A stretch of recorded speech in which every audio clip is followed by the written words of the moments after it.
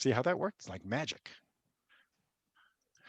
Okay, we at Mass Poetry, we're very intentional. First of all, we'd like to begin. I'm sorry, I jumped ship here. We'd like to begin by respectfully acknowledging that Mass Poetry and Salem, Mass, are on the ancestral territory of the Wampanoag, Nipmuc, Massachusetts, Namkag, and Agawam tribes. Many other indigenous communities have lived and moved through this land over hundreds of years, and many indigenous people work and live in these regions today. So let's take a moment to honor these ancestral grounds that we're collectively gathered upon and support the resilience and strength of all indigenous people have shown worldwide.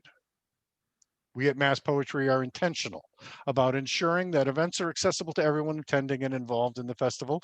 We've closed captioning available for this event. If you can't see them, you can turn them on by clicking the live transcript button at the bottom of your Zoom screen and following this, and then show subtitles, or you can turn them off alternatively. If you'd like to turn them off, you can choose hide subtitles. For anyone who's depending on auto captions today, to ensure the chat messages aren't popping up over the captioning, you click on chat at the bottom of the screen and it will open a chat panel to the right off the screen. If you experience any trouble with this or any other logistics, please feel free to send a private chat message to myself or to Rebecca Connors, our other volunteer.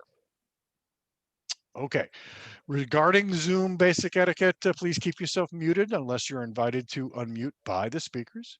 There are many ways to interact with each other via the chat channel and the Zoom reactions button, so please do feel free to use them liberally and let the poets know how much you appreciate what they're doing.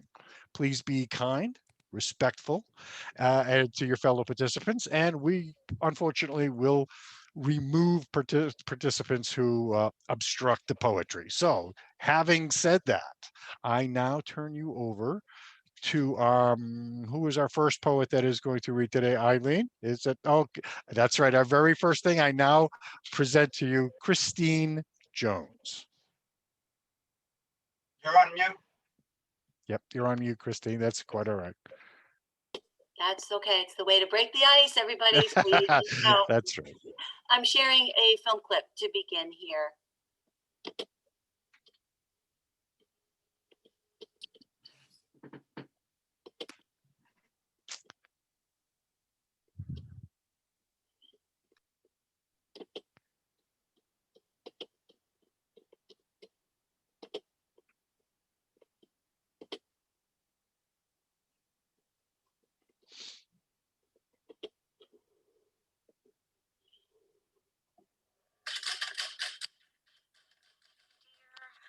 Johnny Cash.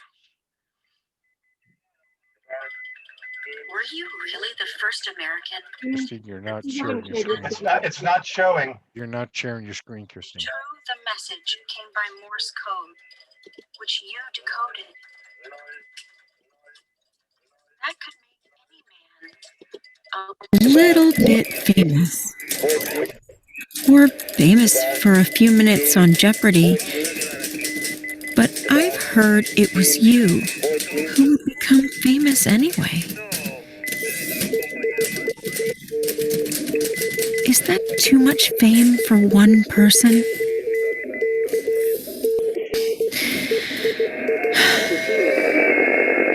That's not my most important question. What I really want to know is what it felt like. That moment when you held the information in your ears, your head, your tongue. What did it taste like? Not candy. Not cough drop or cake frosting. Pepper? Maybe pepper. Spice and surprise. Maybe that's not quite right either. And that's not even really why I'm writing. It's raining here. We're quarantined. I keep listening to the patter and taps and drips, which might be Morse code. Hardly anybody knows that anymore. We're all desperate for a message, but we're not sufficiently trained to hear it. We need you, Johnny Cash.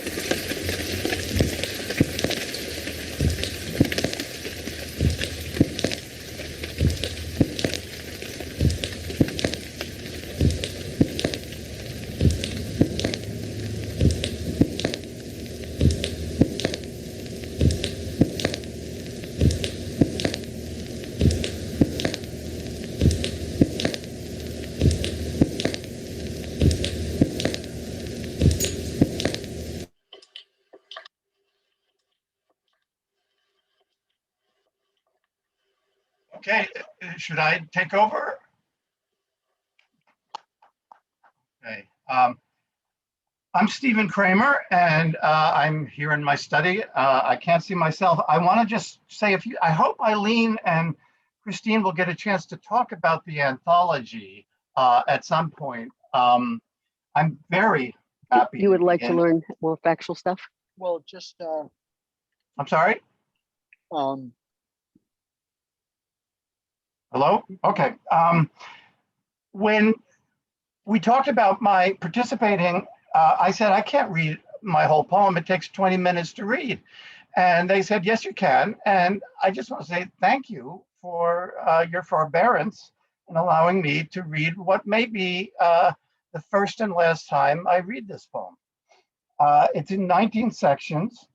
It owes quite a bit to Boccaccio's Decameron, which is an anthology of stories told to each other by 7 young people who are hiding from the plague outside of Florence. One section has the following couplet from Cesar Vallejo, or adapts it.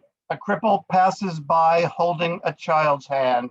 After that, I'm going to read Andre Breton. So the syntax of that I use and paraphrase and connect to portions of a little book called Helpful Hints, Notes on Writing Poetry by a former mentor of mine, John Anderson. Section 18 mentions Travis Bickle, and that's Martin Scorsese's Taxi Driver. Section 19 plays around with theories and terminology about the death of the solar system and the death of the universe. So I end on a high note. I do just want to say that I'm going a little quickly here because I want to make sure I don't manspread here at all with too large a poem. It did grow out of some daily journals I was keeping, and I found that I wanted to keep that sense of thoughts, random thoughts taken down. Some of it is quite irreverent. A few sections are quite goofy. Goofy in poetry is maybe underrated. It never gets quite Three Stooges goofy, I think, but it might come close. And I hope that it comes unhinged at times. So I'm going to try to read this between now and 6:30. COVID-19, 1. Plenty of time left today to go viral. I fetch my leash between my teeth, walk the me myself around the block. The sun's amber as a solitary's jumpsuit. What's left of the spring crocuses, rows of penitence, hold out their blue, white, and lilac cups, still as a film on pause.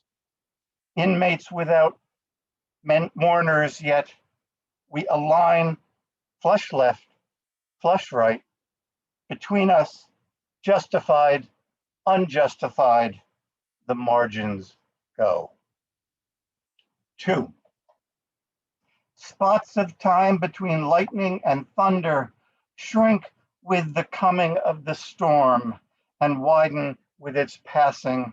We're living in the spots. And what happened to the man I used to pass on the way to lunch.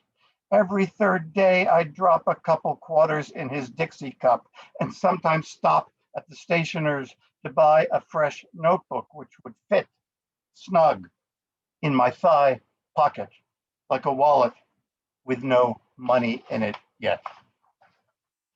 3, everything feels risky as a used tissue. 4, the Oval Officer leads from the ass end of a pantomime horse. Quote, if possible, stay home as much or more than possible, he doesn't say, because facts matter. 5, Decameron, day 3, story 10. The hermit and his hard-on he calls Satan. The virgin he persuades has hell inside her, which means he needs to send the devil home. Plus 99 more stories, 7 women and 3 men swap, disdaining the plague in Fiesole. Now, then, as now, a haven for the rich. 6, Fox News. Football-sized lie after lie hurled into the camera lens. The mic shuts its mouth like a hostage refusing putrid food. 7, whichever side of the Procrustean bed it woke up on this morning, today passes by, fluent in a silence it blurts out at all the wrong times. 8, Lexington Gulf. This is overheard. Lexington Gulf. So now we can see our behaviors that we didn't pay attention to. We all lived in bubbles, and now the bubbles are all broke open. This thing is making us stop and do some reflection instead of just going to the bar for beers before home. 9, after Cesar Vallejo and John Anderson's notes on writing poetry. I call it the plague, I call it the scourge, I call it whatever you want to call it. After that, I should make each poem a reaction to the one I wrote.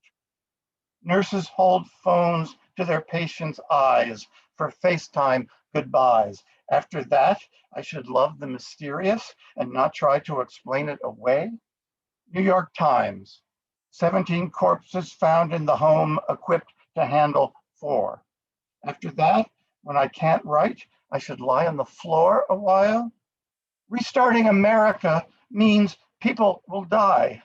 5 thinkers weigh the costs. After that, I'm going to read Vallejo on reading Andre Breton.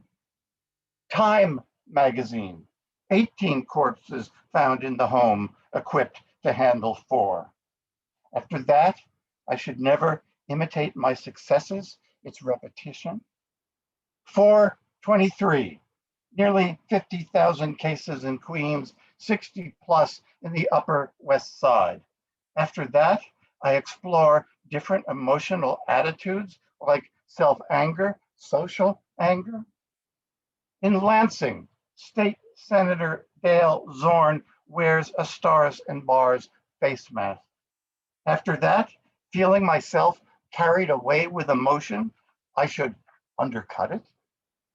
In Brentham, Texas, Alton Elementary School feeds 6 kids corn dogs.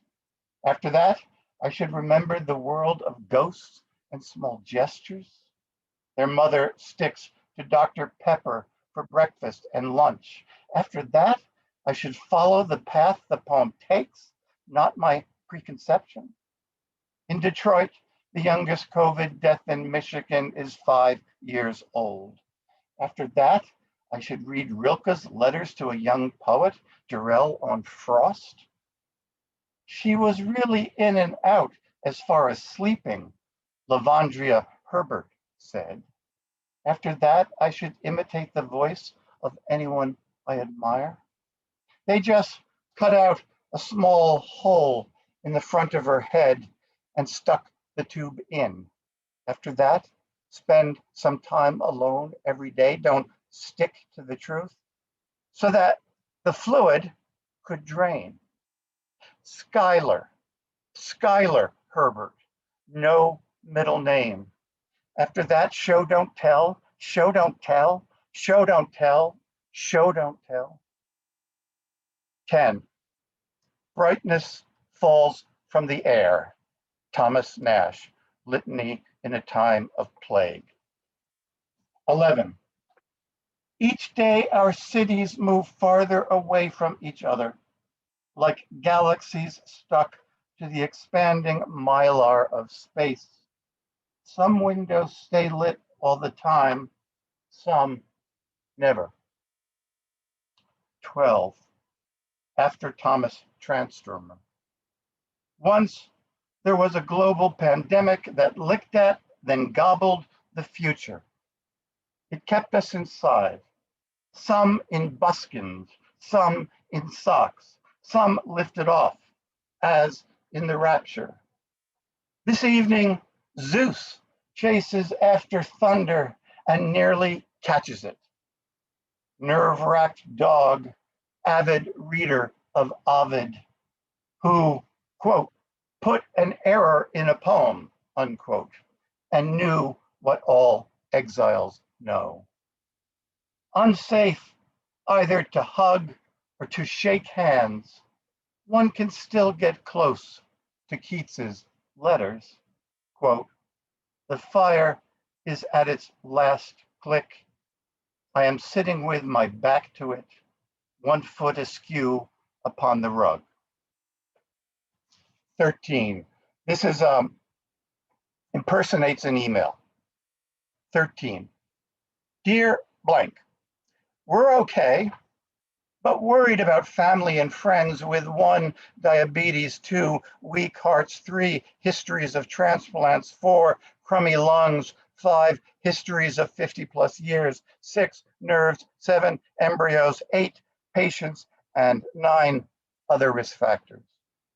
The kids are adjusting to a dystopia placed over them like a bell jar. The wife's reading her usual 13 books per hour. Yes, I'm selfish because people like me are. More selfish than others?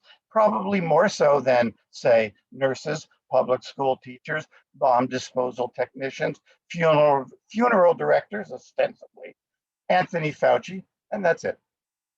Speaking of selfishness, did you know that of all the nuts squirrels hide, they can retrieve just 20%? Hence, trees seems the inevitable conclusion. As George Harrison wrote, stealing from the prophet, I believe, without going out of my door, I can know all things on earth. Before this happened, a friend I don't much like said, I hate her, about a friend I like even less. I recoiled, couldn't finish my bolognese, then asked my brain why I don't recoil when I say I hate you to myself.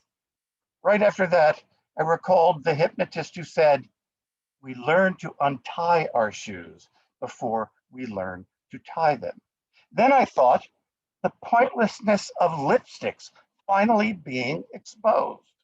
Then I thought, does a fly trapped in an overseas Airbus get jet lag? After that, I felt better when I didn't think. Overheard last month. If she wasn't funny, she'd be boring. Overheard last week, blank. Do you have time to talk, or should I relate the faculty meeting pajama incident in an email? Stay healthy and safe. May this thing bring some things to light. X as in a kiss, blank. 14. Some days yammer on as long as Leopoldo Count Berchtold von und zu Ungar Schitz Fratig und Pulitz. 15. Outside the window, we hear the silence the future makes, like men not sawing tree limbs or grinding them in the chipper. 16. Some embrace seclusion. Get 2 masks from 1 bra, labor to touch nothing, talk to nearly no one, but not no one. Shun updates, except when Birx and Fauci risk the truth. The talented perform for themselves, then it's cards or clue, astral weeks on the stereo, while infinity pounds its fists on the door. Some eat, drink, and fuck night and day, sing whether or not they've got the pipes, call ventilators, breathalyzers, give shelter in place the finger, chug beer from taps in evacuated bars, annex and occupy the homes of the dying, then the dead, while infinity pounds its fists on the door. Some order feverfew capsules online, boil or fry peony petals, drink tincture of ginkgo and golden seal, sick of vice or virtue, and the hedges between them, the last ones know escapes the final cure, and flee to the Florence of Boccaccio's time, infinity pounding its fists at the city gate. 17. Leopoldo Count Berchtold von und zu Ungar, Schitz, Fratig, and Pulitz, Austro-Hungary's foreign minister, helped sleepwalk his empire's sons into World War I. 18, these are quotes. That deadly pestilence had had its origin some years before in the East, whence, after destroying an innumerable multitude of living beings, it had propagated itself without respite from place to place, and so calamitously had spread into the West. Boccaccio, circa 1348. It is a war to exercise a world madness and end an age, for this is now a war for peace. It aims straight at disarmament. It aims at a settlement that shall stop this sort of thing forever. H.G. Wells, 1914. The Black Death, it can be argued, resulted in the printing press. Hank Campbell, 2008.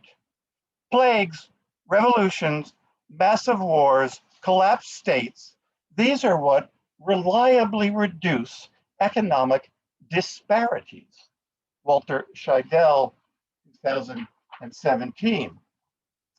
Maybe this thing will reorient our priorities. Colleges, colonies, programs, fellowships, maybe it's time they got cut down to size. A friend, 2020. Someday a real rain will come and wipe this scum off the streets. Travis Bickle, no date. Section 19, I'm gonna make it at 6:30 just about. Peapod was a food delivery place that I hope is out of business. 19, as Peapod dropped off meat, eggs, and fruit, the moon shone so near, it seemed a neighbor's yard had flung its sundial skyward and it hung around Earth's niece or nephew. No matter where we go, we can't help showing up early to nowhere in particular without an invite. It's time we gave the cosmos a proper send-off. Before the gaseous bounce house of our sun implodes, helium's obese nuclei displacing hydrogen's flyweight protons. Like the sand toddlers add to a pail of ocean, before gravity gets an upper hand and the core collapses till its fever spikes, white heat lighting out to sear Mercury to its cremains, before Venus, coy girl, gets done in or not, so goes the theory. Mars fled to fight another day. Before the big four in the bleacher seats trade quips in secret on this little stage, before the whole damn solar system goes cold, hot for 5 billion years, before this warm light on my arm turns white dwarf, icy orb, then fades to black. A gentle end, all told. Wait, I left out us. Venus's Irish twin, Earth, also gets set ablaze, or not, whichever. It's a home uninhabitable to no one home. And so, flash forward a Googleplex to the big rip, the big freeze, big crunch, big bounce, or believe it or not, big slurp. After the last black hole has swallowed its fatal teacup of entropy, after all horizons cease to be events, or vice versa, after, no, let's not go there. Nil's cliff face should be steered clear of, not pranced around. Oh, zero sum. Oh, heavens out of gas, running on fumes. Your time come, eternity. Don't take long. Thank you. And again, thank you for letting me take up so much time. I go on mute now. Stephen, that was amazing. Just so much in that one poem. I feel like I've been all over and through the centuries. I'm Kyle Potvin, and I am coming to you from Southern New Hampshire. I think Stephen's poem really demonstrates the fact that, you probably heard this, that there are two plots for all literature. And the two plots are a stranger comes to town and someone goes on a long journey.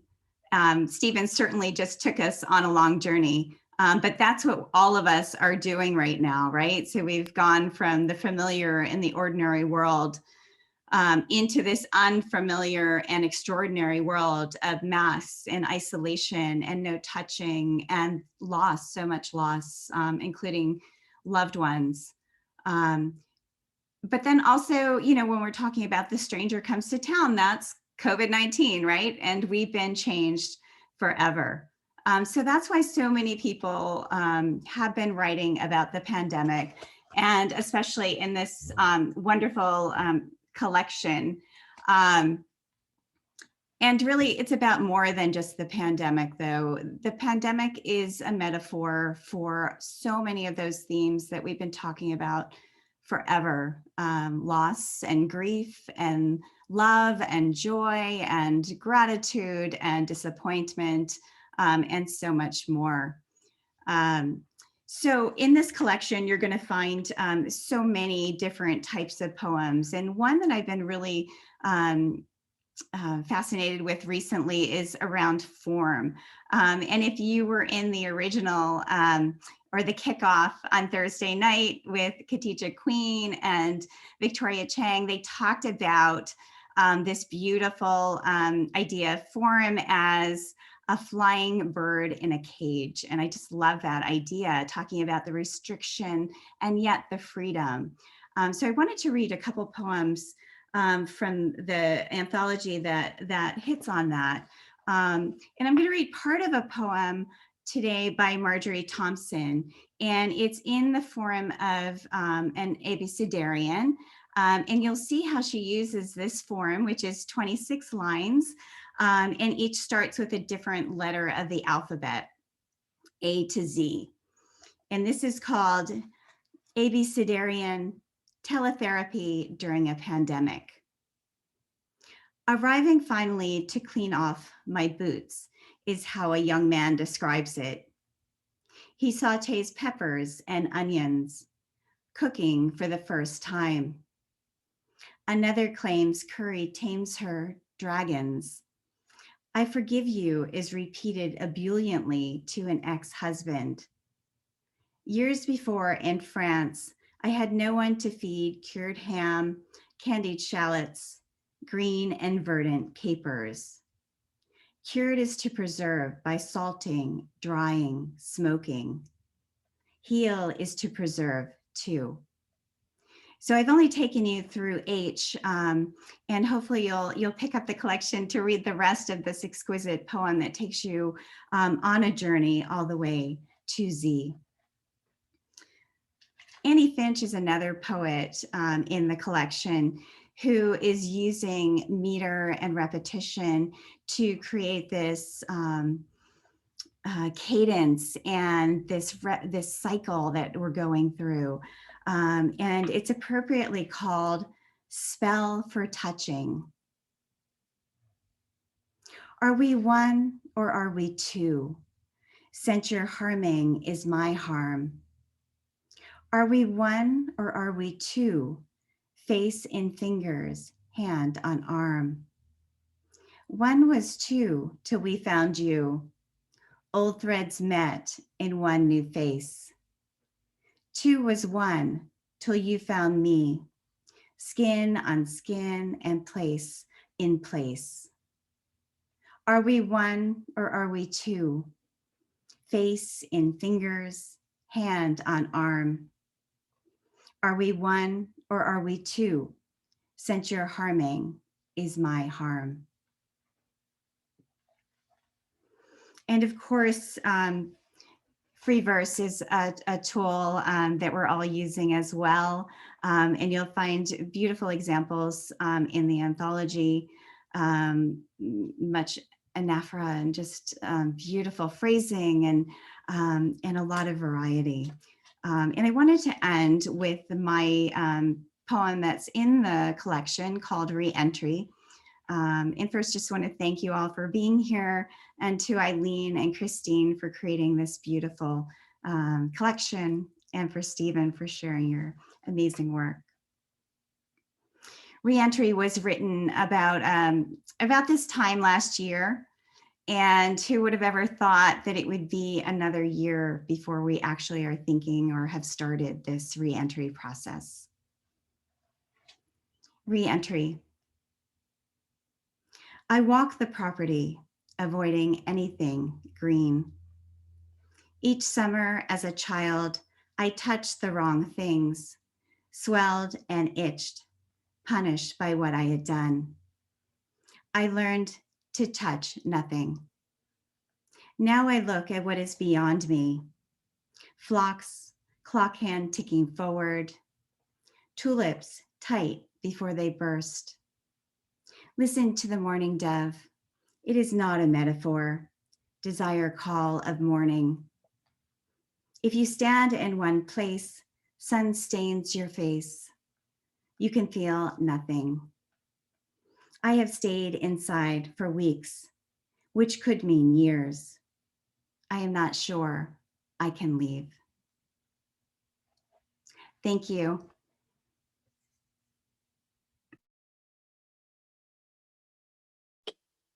Thank you, Kyle. Thank you, Stephen. First off, I'm Christine Jones, co-editor of the Voices Amidst the Virus. For those of you that visually appear, I am sitting at my desk here in Massachusetts, Cape Cod. I have a honey jar full of lilacs that my husband just picked for me to have here. And I just want to thank you, Kyle and Stephen, for reading your poetry and other poetry, because it's the very reason why Eileen and I wanted to do this anthology. And people have asked us what made us think about doing this. And honestly, it was we had to. Like, we knew we were writing and we knew others were writing. And we felt this urgent need to have record of what is happening, what was and what is still happening. And honestly, the pandemic is historical, but I mean, it's not just history, right? Or her story or their story. I mean, it's our story. And we wanted to gather this collection of voices and experiences in the form of an anthology, because frankly, I love anthologies. I feel like they sort of capture the zeitgeist in a way that really a single authored sort of poetry book just cannot in that way. And I love to think about almost, the anthology is, we're just bringing all these voices to the table. It's like the best dinner party, and every contributor, every poet, there's a guest, and each is unique and fascinating and lends to the conversation. And that's just, I think, just a beautiful thing. So I am so happy that this came together. We had just amazing submissions. It was very difficult to choose those that we chose. We really wanted to gather an array of voices from healthcare professionals and teachers and students and mothers and fathers and grandmothers. We felt that was really important as well. But I want to say thank you to all the contributors. Thank you to the readers, but also to the film students at Michigan State University, because they took on the project of collaborating with many of the poets from the anthology. And then they went on to create their own unique response, which is just amazing when art begets art. And so the film clip that you saw in the beginning was one of those. And we're going to close the panel with another film clip. I did put the link to the whole Filmetry Festival if anyone is interested. And also I did the clip for the Dear Johnny Cash, and I will do the one for the one we do it in the closing as well. With that, I am happy to introduce my colleague and dear friend, co-editor, Eileen Cleary. She's also founder of Lily Poetry Review Books. And she's been on the front lines, working throughout this pandemic, serving as a hospice nurse. So she worn many hats. And with that, thank you, Eileen. Thank you so much, Christine. I want to just start by saying that I'm zooming in from Whitman, Mass. In front of a pink bureau and my bookcase full of my favorite poetry. And in that way, my beloved books are zooming with me.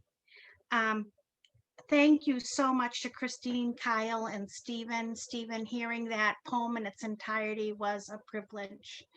And Kyle, thank you so much for sharing the other work and your own work in this book, and for really encouraging us to do this panel at Mass Poetry and supporting us all the way.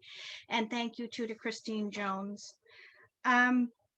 Absolutely, the idea of this anthology is that humanity itself is navigating a pandemic. And we wanted to make a document that lives this now with us rather than reflects back upon it in the future. And it's true, I've been told I work on the front lines of the pandemic, but what I've seen in that role is that we are all on the front lines. And COVID-19's impact calls for us to translate it in a way that we can all understand what we're all going through together.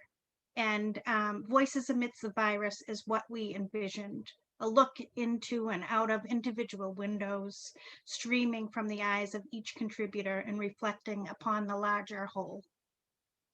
And as Christine said, we will end the program with a short film, but in the meantime, the voices that are in the Voices Amidst the Virus are some voices of the pandemic, and other voices are here right in this room.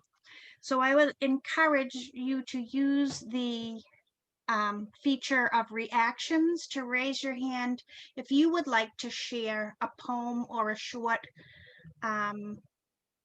comment about what it's been like for you to write during the pandemic. And I'll just preface this with saying we have about 13 minutes to share before we'll be showing the film.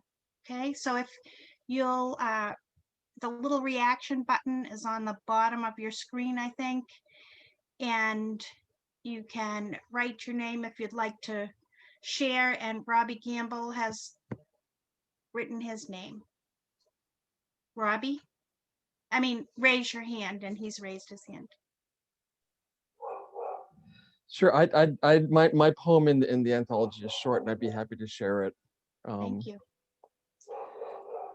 It's called COVID Obad. It's a freak May flurry, and the orchard swirls like an ill-timed snow globe. Our tiny world contained and precious, interrupted now only by inscrutable daylights, and apple buds huddle swollen and confused beneath their sheathings, assaulted by these cold alien particles. Don't you wonder, when will we know how to emerge? Thank you. And Celia Lang has indicated they'd like to share. Thank you. This poem is entitled COVID Family Rules. Ask a woman what the rules are, and she will place a fresh plant cutting in your hands and explain there is already enough soil underneath your fingernails to help make it grow.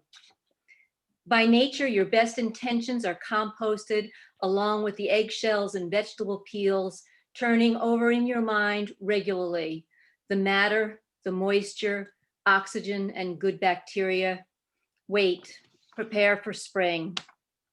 Ask a woman about bitter weather that arrives with overnight winds that bear down on naked branches and so much hurricane rain that it has run out of names, and the woman will point to every different color that lies hidden behind the summer's greenest leaves.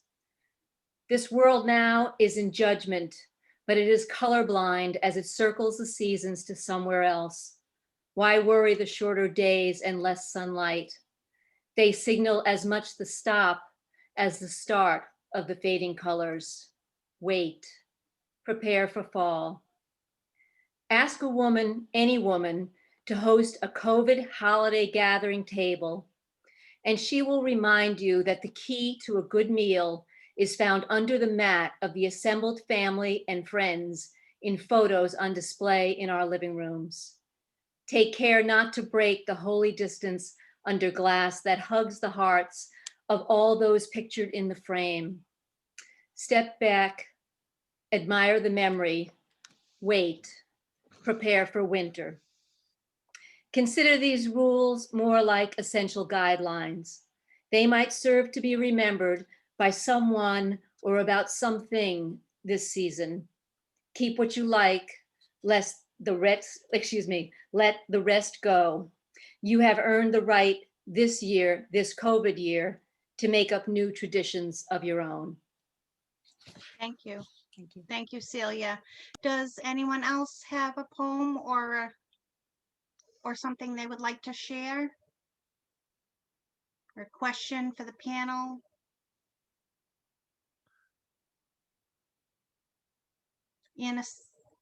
Anastasia, did you indicate that you wanted to share? No. Okay. As far as questions for the panel, how about this? Pandemic writing, pandemic messed with everybody's schedules. First, this is a multi-parter. First, are you a sitting down and write by a schedule poet, or strike when the iron is hot and the muse hits you poet? The other half of that question is, how has the pandemic affected that element for you? Take your time, one at a time. Rock on out there.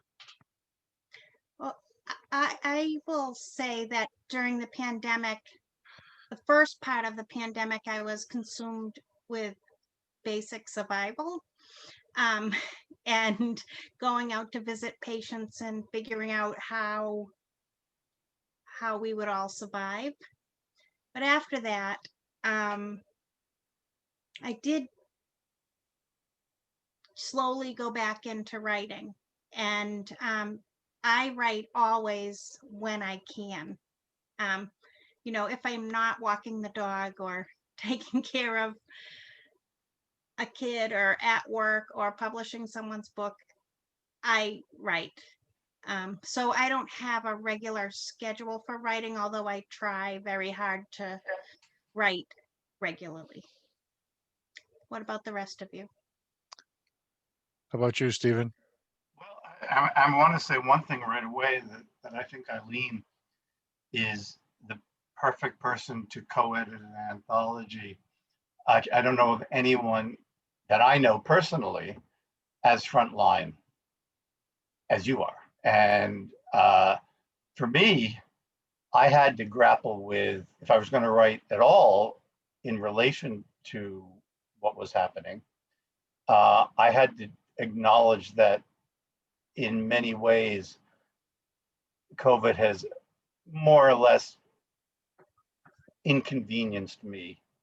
I have not lost anyone to COVID. I've known some people, but that insularity needed to be acknowledged if I was going to be honest about in writing about it. It seemed hard not to write about it. The other thing that occurred to me, and I remember going back to it, you can find it online, an anthology of poetry that came out about a year and a half after the Kennedy assassination. And you go through Justo or something, and it's really sobering to see how much of it is poetry that didn't last. I think COVID is a different situation in one very obvious way. It wasn't a quick shock to the system of the nation or the world. It has been something the world has been living with. So the art that will last, that grew out of it, is in some ways had time to season, that I think maybe it did not with some of the other short-term shocks. That's an excellent point. Christine, what do you think? Well, I mean, I found myself consumed initially and really had a hard time thinking of anything else. And so anytime I would go to write, it just would seep in. And yet I do know others that couldn't write. It was just, so there was really interesting talking with others of sort of what was happening. What helped me actually move forward was editing this anthology and gathering and hearing and reading the other voices. It just almost helped release for me and allowed me to then start moving forward. And like Stephen, I haven't lost anyone to COVID. My parents both did get the virus. Mom was hospitalized, but not in a way really that I think many others out there have experienced loss and grief. But I also feel universally, I mean, we all feel it, and particularly as poets, right? We just, even though I felt like I wasn't being personally affected so much, I was feeling that heaviness and the anxiety. There was a level of anxiety. But the anthology and editing and reading everyone's poems helped. That was healing actually for me. And Kyle, how about you? You're on mute. Yeah, what you just said, Christine, about, reading the poems, I felt like reading that was just to hear so many perspectives, and it was cathartic in a way. The reading was almost more important for me than the writing. While I did write through this whole year, very few pandemic poems, a few at the beginning, including Reentry. But then, or maybe it's there, I'm sure it's there underneath or in there somewhere in these new poems, but not apparent probably externally. So I found that interesting, but I felt writing regardless through all of this was super important. A few years ago, I was looking into grief because of a number of losses that one of my friends had been impacted by. And I guess I always knew this, but not until I really started looking at it, that loss comes from so many things. We think of it as losing somebody, a loved one, a friend, but you can feel grief from things like, a loss of your health. So if you've had cancer, or if you've, you miss a graduation, there is grief that comes from that as well. So a lot of times we write off some of the smaller losses, but they can still have a big impact. Oh, that's wonderful. Thank you, guys. I know that you're gonna close out the session with a video. So before you do that, I want to take a moment of from the Mass Poetry Festival to thank you. Thank you all so much. First of all, thank you for our features. Thank you for our participants. Thank you, one and all, for sharing this poetic time with us. You know, if you've got it now, I want to tell you, if you've got a website, social media, a link to your book, your sewing circle or your writing group or your Facebook page, all of you, and that includes the participants, please, because we all want to grow our network of poets and poetry lovers. So please feel free to fill the chat with your social media links. And don't forget to support these poets directly. Buy the book, buy the anthology, buy it directly from the publisher rather than the giant conglomerate who gets it on your doorstep tomorrow. And there's a lot more programming happening this weekend. We're not done. All day tomorrow, there's a lot of scheduled stuff. So check the calendar and find something else after this that interests you almost as much. And last but not least, please follow Mass Poetry on our social media, which will of course be included in the chat, and donate wherever possible to help keep events like this rocking on and fabulous poets like this to show up and help share their words with the world. Give them all one big round of applause before we get to our video. Thank you one and all. This has been great. We look forward to seeing you again. I'm done. Thank you. And thank you so much to the volunteers at Mass Yes. Poetry as Yes. well. Thank you so much. We're here for you. And this is the movie coming up is One Theory, a poem by Hannah Larrabee.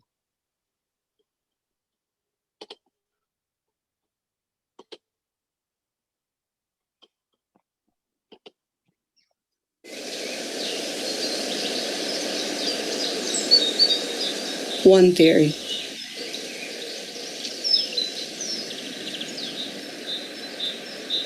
If the same dandelion sprouts again in the same field, the honeybee might recognize its sweetness, but will never know. The firefly flashing in front of your face is the same one you see now in the plum tree. I speak of earthly things with such a fierce nostalgia. I replay the losses, memories, stubble of pumpkin vines, my father's propensity for silence.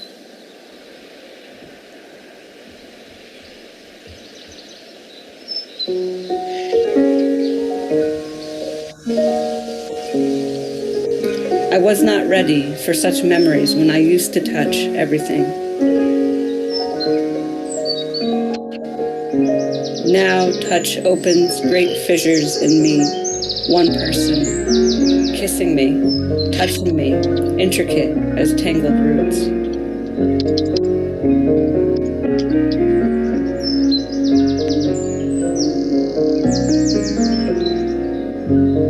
I have been careful not to take anyone to bed who I do not want to remain in some way.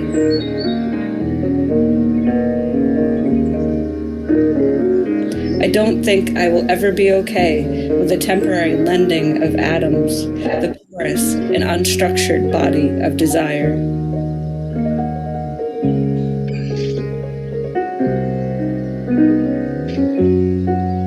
Just once, I'd like to rest, with my full weight dissolving into the bed, the grass.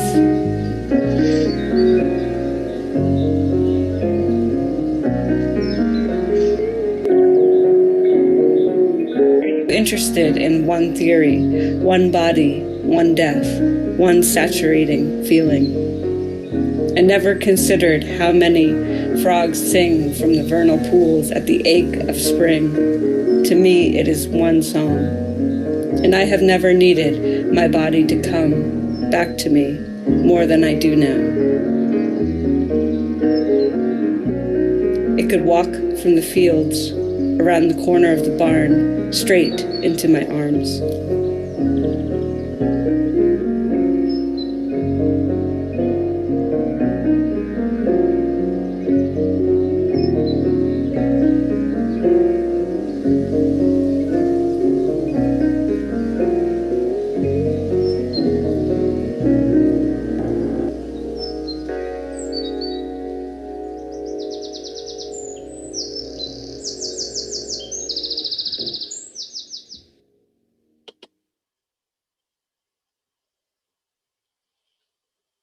Oh, thank you all.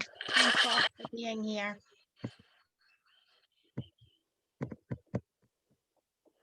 Thank you, Eileen and Christine and Kyle. Really shaped this. Now, every conversation with people you haven't seen since quarantine.